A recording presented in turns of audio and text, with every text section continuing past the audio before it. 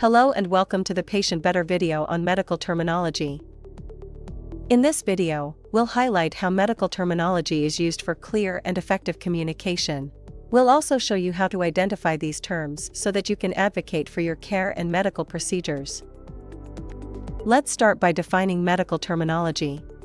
Medical terminology is the specialized language used in healthcare to accurately describe the human body, its parts, functions, and the procedures performed on it. Medical terminology helps those in healthcare communicate with precision and efficiency.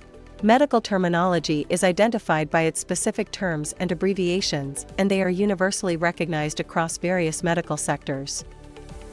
Medical terminology consists of prefixes, suffixes, and roots.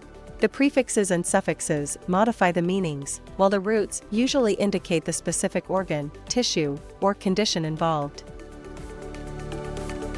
Learning medical terminology helps you to communicate more effectively with healthcare professionals, understand your health conditions better, and make informed decisions about your treatments. And that wraps up our video for today. For a deeper dive into medical terminology, please explore the detailed article below.